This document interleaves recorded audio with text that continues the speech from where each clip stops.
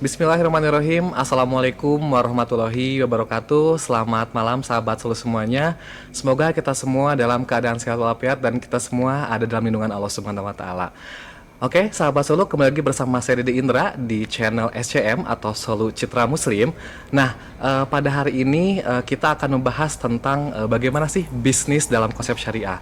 Namun sebelumnya mungkin ada beberapa dari teman-teman semuanya yang baru tahu nih apa sih channel SCM ini. Jadi untuk YouTube SCM ini kita akan membahas tentang seputar edukasi, kemudian inspirasi, motivasi dan juga bagaimana sih berbisnis dalam konsep syariah.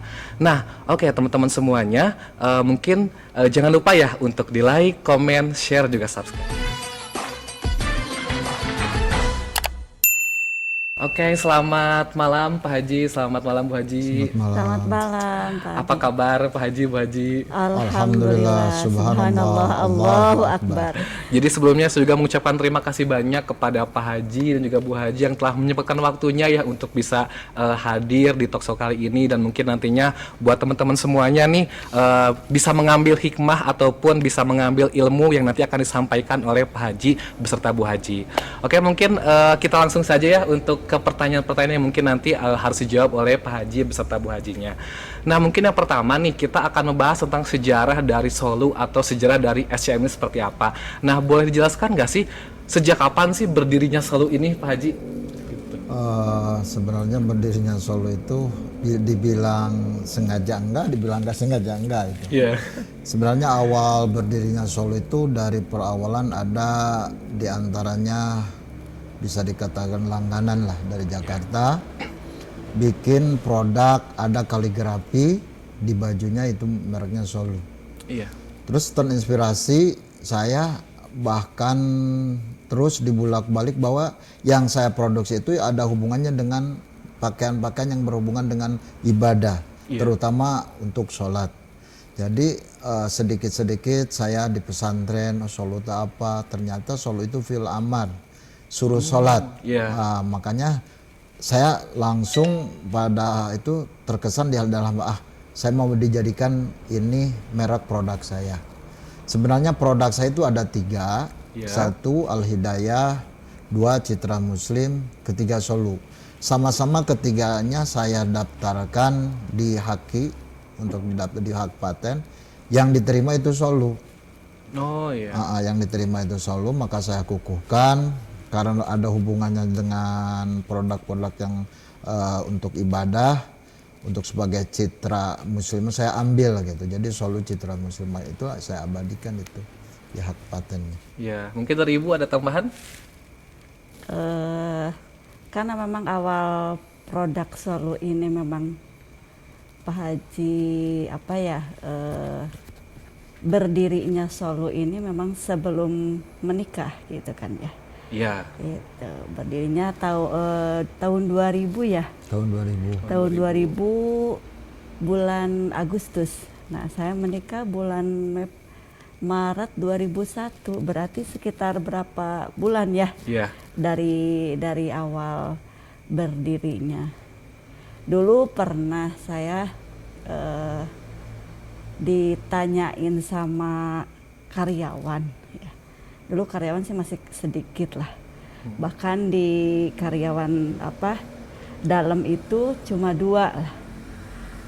Di sini ada ya salah satunya pernah nanya teh apa tuh DHB gitu. Iya betul, DHB. Saya nggak ngeh apa itu DHB gitu kan.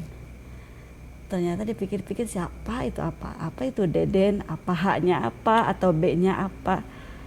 Tapi dia bilang, masa teh istrinya nggak tahu DHB itu apa? Iya. Emang nggak tahu gitu. Iya. Tapi pas dia bilang teh DHB itu Deden hayang beunghar. Oh iya. Iya. Pas saya kok emang gitu teh. Iya cenah teh Deden hayang beunghar. Saya nanyain gitu, padahal DHB itu memang singkatan dari nama sendiri gitu kan. Deden Hoirul Basor.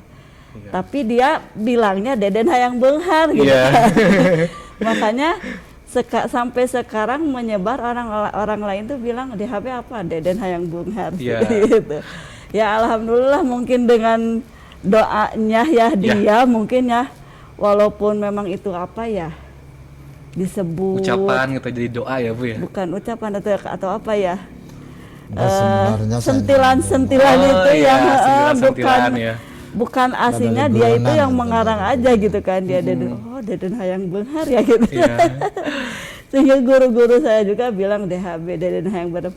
Makanya di landingnya tuh Deden Hayang Beunghar. Iya. Oke. Gitu aja. Nah, mungkin buat teman-teman semuanya yang nggak tahu itu dari bahasa Sunda ya. Jadi Deden pengen kaya itu ya kalau misalkan dalam bahasa Indonesianya seperti itu. Oke, mungkin kita lanjut nih sama juga sejarah ya Bu.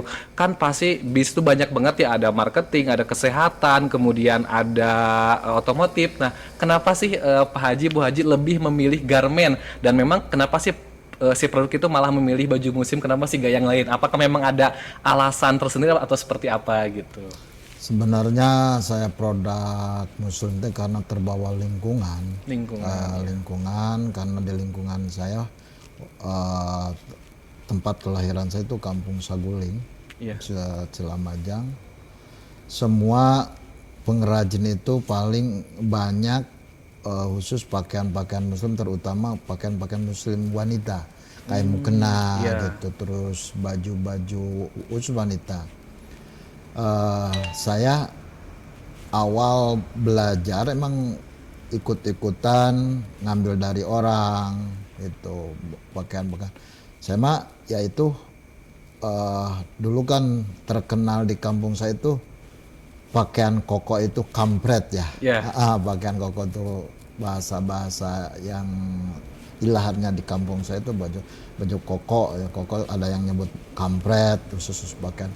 Saya ngambil dari awal, saya belajar di bidang itu gitu, di bidang baju koko khusus.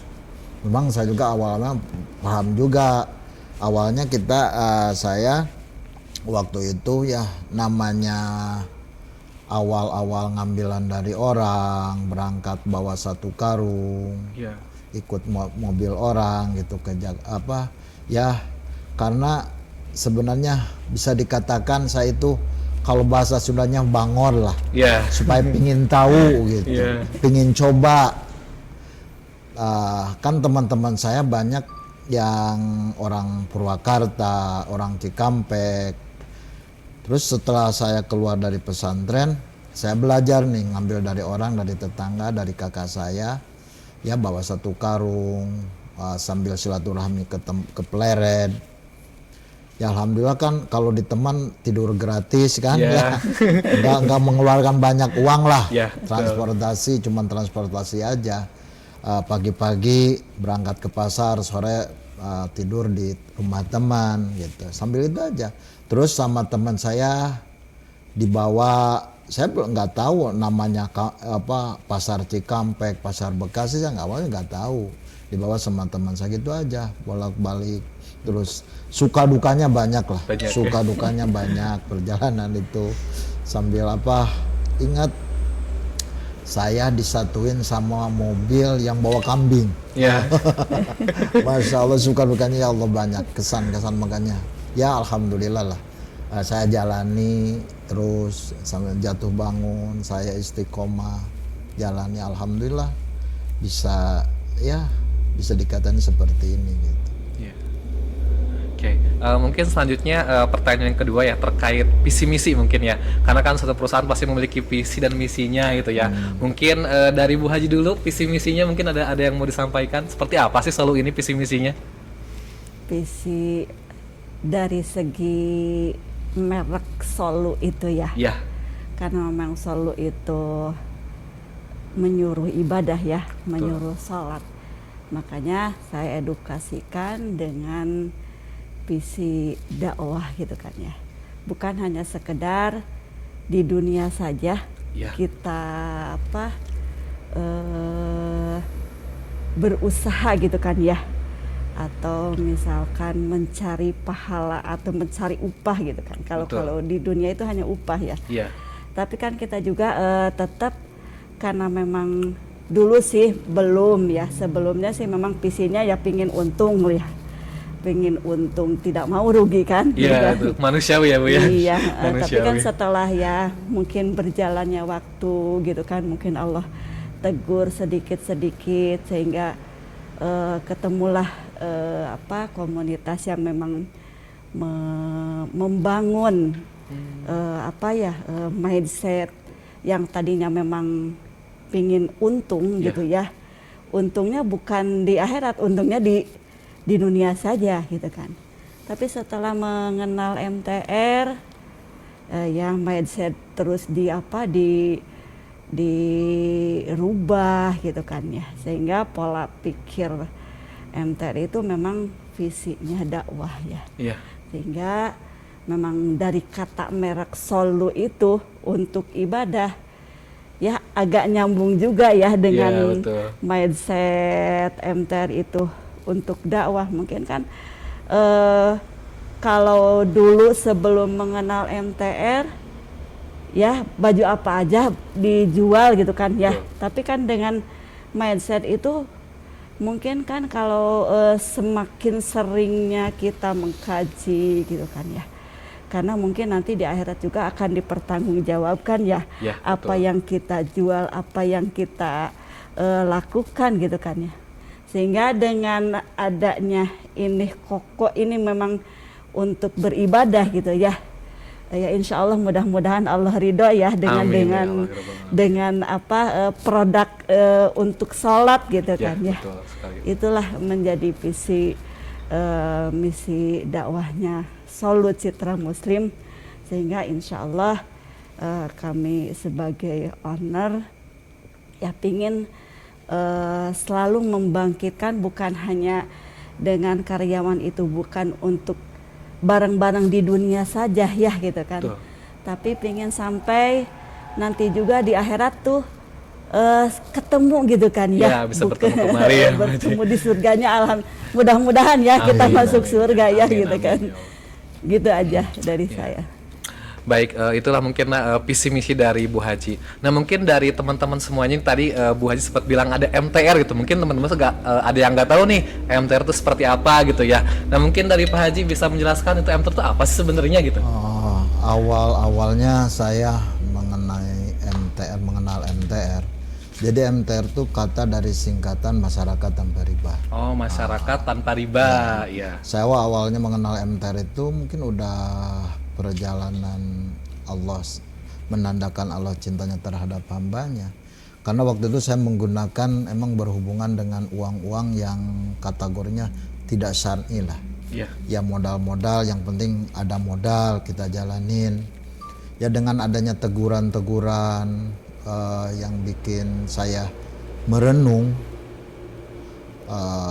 ya awal-awalnya asbab mengenal MTR itu di sana, yaitu awalnya saya mau top up, minta penambahan sama perbankan, itu udah di ACC, saya mau penambahan, tapi ada suatu dalam hati tidak ada ketenangan dalam hidup, selalu resah, gelisah. Emang uang selalu ada, tapi dirundungi dengan selalu ada masalah. Sehingga mungkin itu tanda Allah sayang terhadap hambanya. Terus saya terbesit dalam hati pingin bagaimana utak-atik komputer lah. Di sana terlintas mengembangkan usaha tanpa hutang tanpa riba. Sehingga saya tertarik, didalami, terus dibuka sampai saya ada kontaknya di sana, sampai saya daftar tempatnya di Bogor pada hari itu. Alhamdulillah dengan kerjasama dengan istri saya, kemana-mana barang, alhamdulillah Allah kukuhkan serta berangkat ke sana 2 hari 2 malam ke Bogor. Ya awalnya pengen tahu aja, tapi setelah saya ikut seminarnya, seminar 2 hari 2 malam, ternyata ya Allah begitu dahsyatnya seminar itu sehingga merubah mindset tujuan hidup kita. Bukan materi semata, tujuan hidup kita itu apa sih? Jadi suka terbalik mana keperluan hidup, mana tujuan hidup. Iya, Ya. betul. Sehingga materi jadikan tujuan hidup. Iya. Ternyata kan materinya digali mah cuman keperluan hidup. Iya. Tujuan hidup kita kan akhirat. Iya. Nah, makanya dari sana alhamdulillah dirubah mindset saya. Jadi enggak tok usaha saya ini bukan untung dan rugi tapi surga neraka kita ujungnya gitu. Ya, Maka alhamdulillah belajar sedikit-sedikit mengarahkan langkah-langkah beserta istri saya gitu.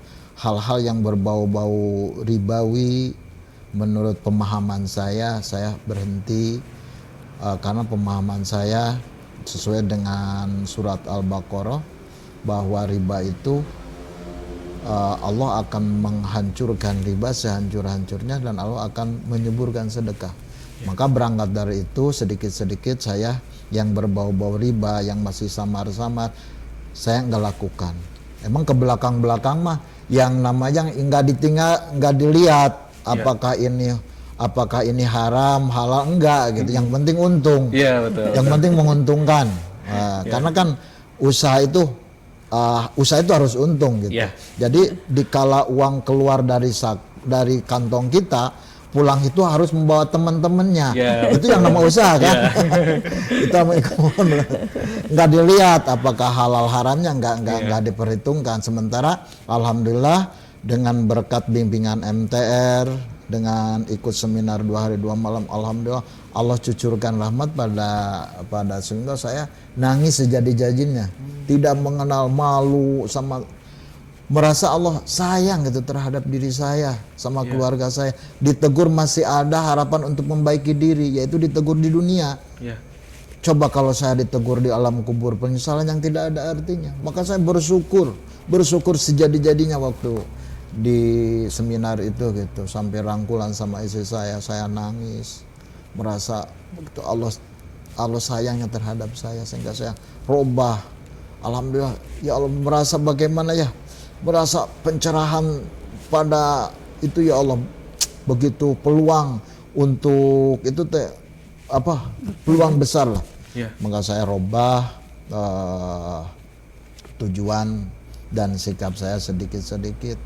Alhamdulillah, maka saya kesimpulan waktu itu untuk memberhentikan yang berbau-bau ribawi. Alhamdulillah dengan waktu yang singkat, dengan kata tobat terhadap perbankan, saya minta waktu untuk menyelesaikan hutang-hutang saya, sehingga bayangan saya harus jual aset. Ingat saya waktu coach bilang, yang menyelesaikan permasalahan itu Allah. Cuman kerja kita pantaskan untuk ditolong Allah. Betul. Ya, alhamdulillah saya waktu itu seminar yang kedua lah, saya ikutan berapa kali itu seminar MTR karena merasa bagaimana ya, merasa terpanggil terus, senang gitu ya. Walaupun harus mengeluarkan uang tapi dapatnya sehingga ya Allah, yang saya keluarkan pengorbanan nggak ada artinya dibandingkan dengan apa penghasilan dari ikut seminar itu gitu.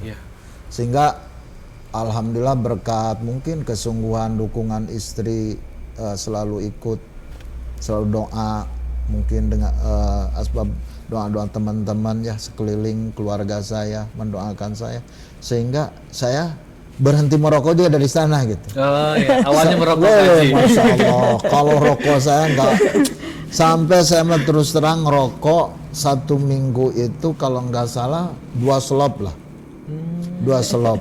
Marlboro putih, terus sama Redfield, Samsu itu ya Allah. Dengan kopi kan ada, jadi udah jadi kecanduan, ketagihan. Setiap orang ngasih model baju koko dipatung beri sambil merokok gitu. Ada inspirasi. Bagus enggak ya Allah. Tapi dengan berkat ikut seminar itu, karena coach bilang pada hari itu yang akan menyelesaikan permasalahan kita Allah. Cuman kerja kita pantaskan untuk ditolong Allah. Makanya jangankan yang haram, yang makruh juga kita berhenti. Bidikan saya pada hari itu saya ingin lunas hutang gitu. Sehingga saya ingin ditolong Allah. Jangankan yang haram, yang makruh juga berhenti. Alhamdulillah sehingga saya waktu itu ya Allah kasih saya kekuatan untuk berhenti merokok. Qadarullah, Allah kabul.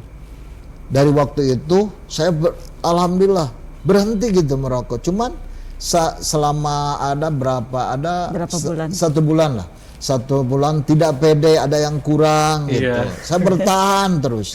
Tapi alhamdulillah sampai sekarang dari mulai 2017 ya. Iya. Sampai sekarang alhamdulillah udah 3 tahun kan ya. Udah 3 tahun berjalan. Berarti 5 tahun berjalan sampai 2022 Ya. berjalan 5 tahun. Alhamdulillah, mudah-mudahan doa dari semua terus mengalir. Ya. Oke, jadi gitu ya sahabat Solo semuanya. Jadi visi misi Solo itu bukan hanya untung rugi, tapi surga atau neraka ya, seperti itu. Oke, mungkin untuk selanjutnya nih teman-teman ada pertanyaan yang sangat luar biasa dan mungkin ini akan menjadi pertanyaan yang sangat daging saya dan akan menjadi ilmu yang sangat bermanfaat untuk sahabat Solo semuanya. Nah, pertanyaannya adalah seperti ini. Kan yang namanya bisnis itu kan pasti ada naik turun, kemudian ada jatuh bangun gitu kan, kemudian ada yang namanya keluh kesah gitu ya. Nah, boleh diceritakan nggak sih pengalaman atau histori seperti dahulu gitu, Pak Haji, Bu Haji, bisnis gitu ya, dari mulai mungkin dari jatuh atau mungkin sampai sekarang bisa sukses seperti ini gitu. Mangga Pak Haji. Ingat saya waktu 2013 saya mau jual tempat ini. Oh, mau Waktu dijual. itu saya punya hutang sekitar 10 miliar terhadap perbankan, Iya. sehingga waktu itu saya udah mentok lah. Saya pingin kembali, pingin mulai dari nol lagi. Sempat tempat saya sama orang Korea sekitar ditawar sekitar 25 miliar. Saya pingin 30. Oh, iya. Simpel perhitungan saya waktu itu, seandainya saya laku 30, saya akan beresin hutang ke bank. Iya. Terus saya mau bangun lagi, habislah sekitar 5 miliar bikin pabrik. Iya, betul. Saya modal awal 15 miliar. Sehingga saya minta izin sama istri saya untuk menjual tempat ini untuk kembali dari nol, supaya saya tidak punya hutang ke bank. Istri saya sampai bilang gini, nanti minta keputusannya habis Ramadan. Iya. 2013 kalau 2013 Ya, ya? 2013. Awal-awal saya suka ikut jemaah tabligh pada itu. Jemaah tabligh sampai sekarang saya ikut jemaah tabligh. Setelah saya ikut jemaah tabligh, saya dikasih kesenangan saya sama Allah cuma 2. Saya sudah tidak memikirkan yang namanya usaha karena saya sudah mentok. Saya ingin mindset saya bagaimana saya melunasi hutang, Bang. Iya. 2011 itu mah ya. 2011 2011. Terus yang Allah kasih sama saya senangnya catur, sama begitu adan, sehebat apapun senangnya catur, begitu dikumandang adan saya pergi ke masjid sampai ngajak teman lawan catur saya. Iya. Tapi setelah beres permasalahan itu, sampai sekarang saya tidak ada pekerjaan yang saya salah paling benci kecuali catur. Benci sampai sekarang jangan catur. Dulu mah 2011 pun tidak ada. Sampai jangankan yang mau ngajak usaha, yang ngasih untung lah kalau itu catur, saya nggak hiraukan. Saking senang-senangnya catur. Hobi ya Pak ini? Saking hobinya catur. Sehingga siapa yang mau jadi lawan saya bayar. Saya kasih, sampai saya datangin dikasih ongkos untuk lawan catur saya aja. Karena saya udah simple.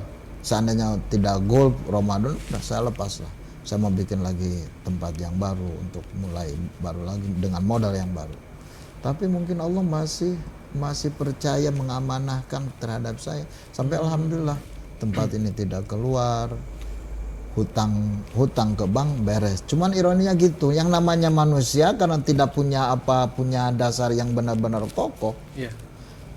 Sama bank itu kan, saya mau beres-beres dengan bank tuh uang udah full. Udah Ramadan itu udah pada kembali lagi.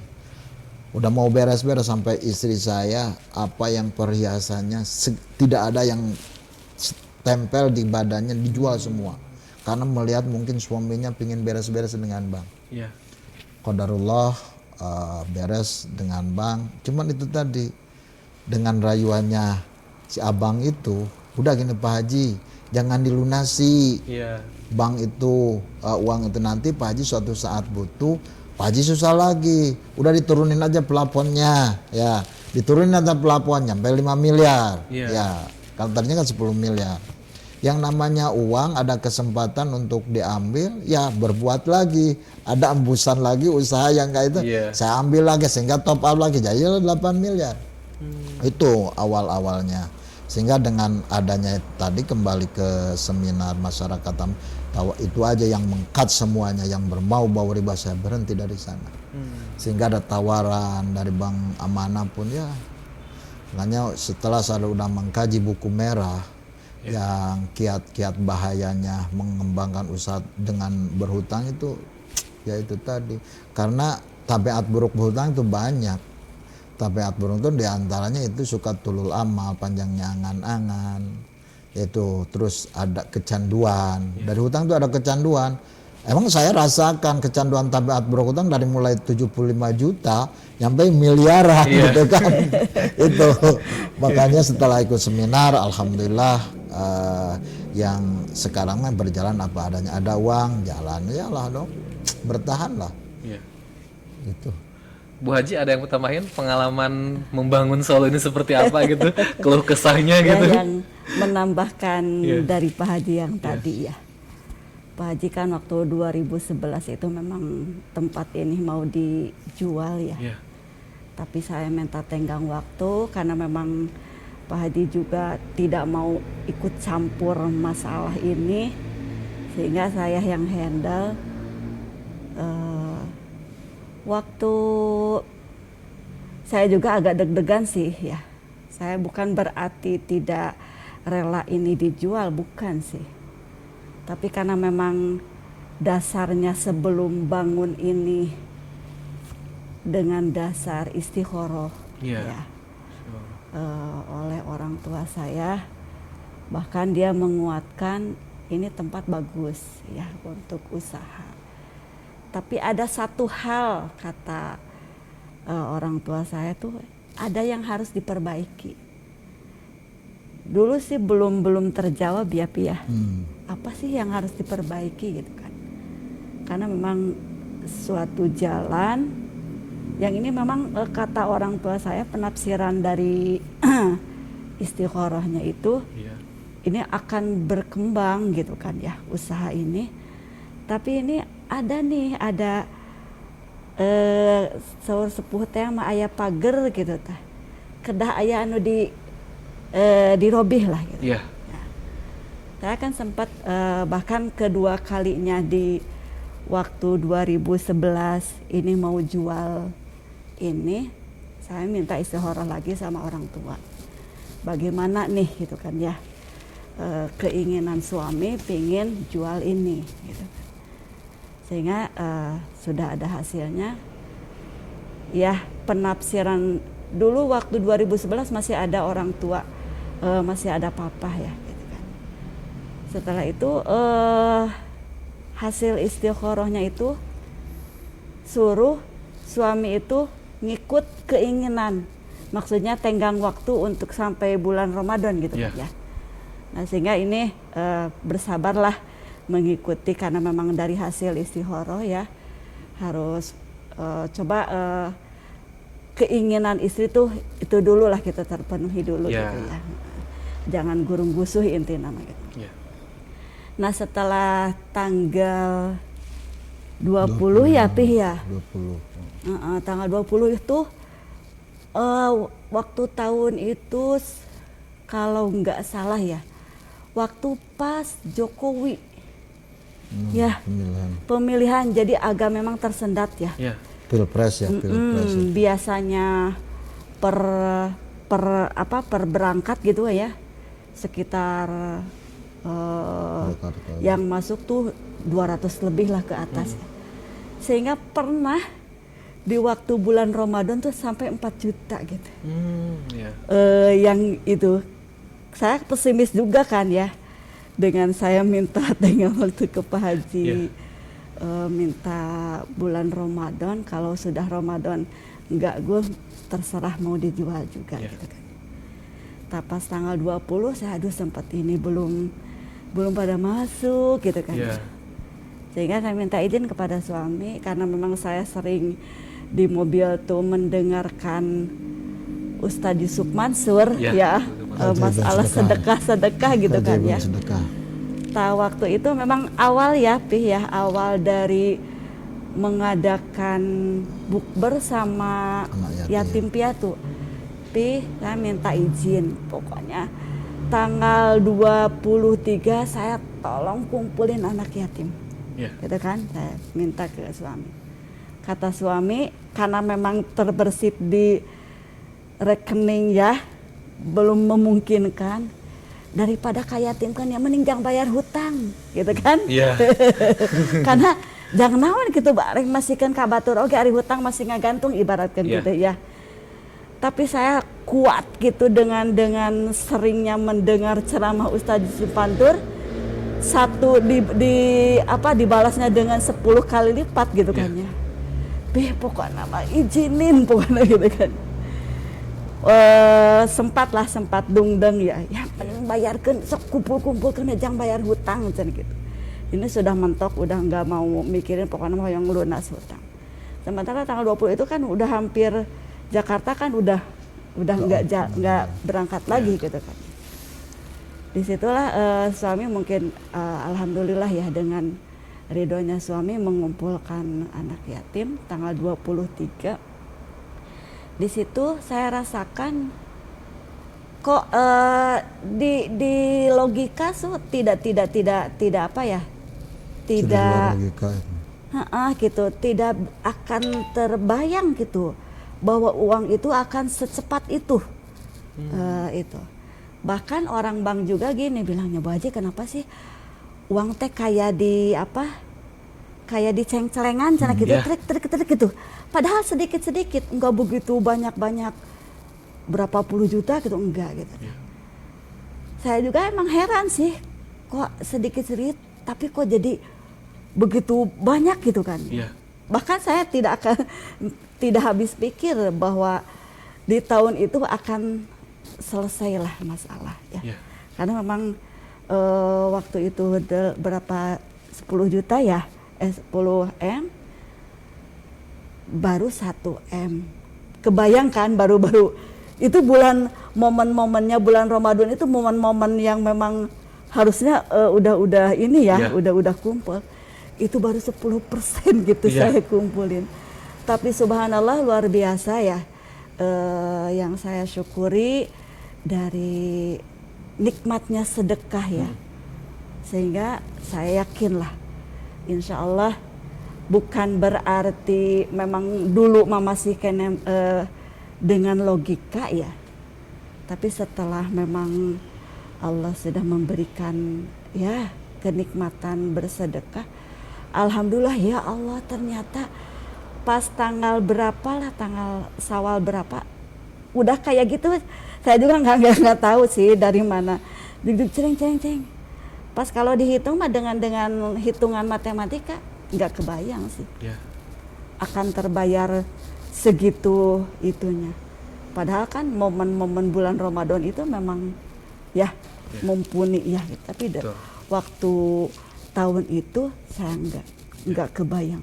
Gak tahu Allah lah mungkin ya yang ngirimin rezeki itu. Itulah yang makanya saya mengajak ya untuk memang jangan takut lah dengan bersedekah, itu akan berkurang.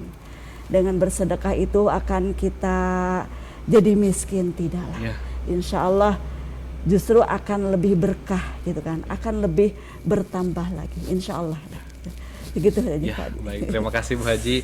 Nah, jadi seperti itu teman-teman semuanya, sahabatku semuanya, mungkin saya bisa menarik kesimpulan dari pertanyaan tadi ya. Ternyata kalau misalkan kita ada masalah itu, kunci pertama bisa istikharah dulu ya Bu ya. Istikharah dulu, minta petunjuk kepada Allah gitu kan. Ini harus seperti apa sih? Insya Allah kalau misalnya kita istikharah nanti akan ada jawabannya insya Allah seperti itu.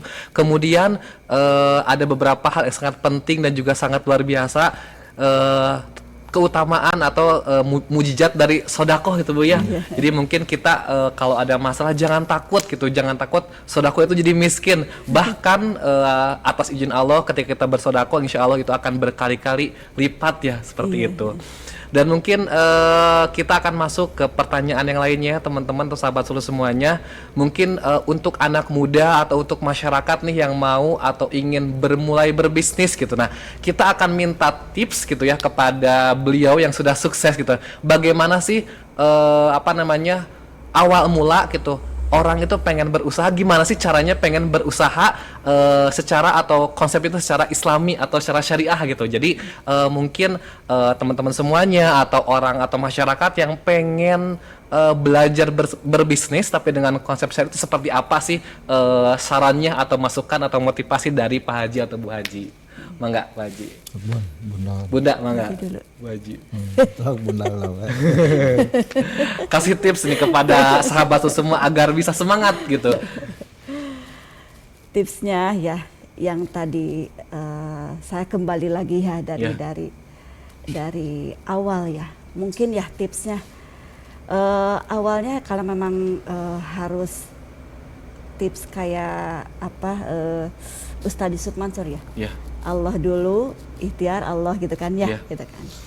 Makanya ya itu tadi seperti kalau memang mau memulai gitu kan kita minta dulu musyawarah dulu sama Allah. Apa sih yang harus dilakukan gitu kan. Jangan sampai kan kadang-kadang gini nih. Dulu pernah ya karena lihat busana muslimah ya rame gitu kan ya. Sehingga ikut-ikutan lah gitu kan ya. Padahal mungkin Allah belum ngasih rezekinya dari itu gitu kan ya. Makanya untuk teman-teman atau misalkan anak muda atau apa yang memang mau memulai ya. Ya intinya kita bermusyawarah dulu sama Allah. Apakah ini baik atau tidak? Sehingga tadi yang saya tadi memutuskan lebarnya ini mau dikeluarin ya, gitu kan?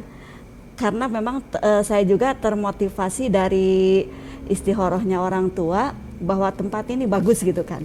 Sehingga saya juga merasa sayang gitu kan ya kalau ngeluarin gitunya, bukan berarti sayang saya tidak mau bayar utang, bukan gitu. Karena memang dari awalnya tempat ini di istiqorohan bagus gitu kan ya, untuk usaha ini bagus ya, untuk teman-teman atau misalkan siapa yang mau memulai bisnisnya, saya sarankan istiqoroh dulu. Apa yang menurut jangan terkecoh dengan orang lain rame lah gitu kan ya, orang lain booming atau viral atau belum tentu kan ya. Orang lain itu viral, kita pas dilaksanain enggak gitu kan ya. Karena memang rezeki itu kan beda-beda ya, walaupun memang rezeki itu sudah diatur sama Allah ya. Tapi tip dari saya, sarannya istikharah dulu ya. Minta dulu sama Allah apakah ini manfaat untuk kita gitu kan, apa ini. Dan dengan mindset sekarang saya gitu ya, coba diaplikasikan. Nanti secara dagangnya Rasulullah itu bukan masalah untung ruginya ya, tapi kita harus pikirkan surga neraka gitu ya. Itu aja ya. Itu ya teman-teman semuanya, dari Bu Haji tipsnya adalah yang pertama kita harus bermusyawarah dengan Allah Subhanahu Wa Taala, tentunya dengan istikharah seperti itu. Mungkin yang kedua tips dari Pak Haji, mangga Pak Haji. Sebenarnya saya juga ini lagi tahap belajar ilmu ekonomi syariah sambil dijalani. Saya masih terus ada kajian bersama MTR, ikut ada seminggu sekali IBM, Sirkah, belajar Sirkah. Maka dari itu tip dari saya untuk yang mau mulai berusaha, menjenjang mau berusaha, pahami dulu lah ilmunya. Karena ingat ada hadis begitu, kalau nggak salah zaman Khalifah Umar bin Khattab, sehingga saking rempannya Umar bin Khattab pada waktu itu, sehingga dia jalan ke pasar, ke pasar Madinah. Jadi tiap-tiap pedagang ditanya, udah paham nggak fikih muamalahnya? Seandainya tidak paham, suruh keluar dari pasar. Karena seandainya dia tidak paham fikih muamalah tentang muamalah, dia sudah dijamin pasti terjerumus ke riba gitu. Udah, makanya dari itu tip dari saya untuk melangkah supaya lebih kehati-hatian untuk mau melangkah terhadap jenjang usaha. Pahami dulu ilmu tentang fikih muamalah, tentang sirka, tentang mau. Terus kita mengawali jangan sekali-kali mengandalkan utang. Ya, ingat sahabat Rasulullah waktu hijrah ke Madinah, siapa orang yang kaya itu? Abdurrahman bin Auf. Dia kan emang dia termasuk di Mekah itu orang saudagar juga. Karena saking cintanya terhadap Rasulullah, dia ikut hijrah bersama Rasulullah. Saking orang-orang Ansor cinta terhadap orang-orang Muhajir, sehingga dia tawarkan, yang punya onta 2 ditawarkan, untuk punya rumah 2, saking cintanya terhadap orang-orang Muhajir. Tapi orang-orang Muhajir nggak begitu gembira ditawar. Tapi Abdurrahman bin Auf waktu itu singkatnya cuman tunjukkan saya jalan ke pasar. Di sanalah dia mulai ada istilah kalau terkenal sekarang broker ya.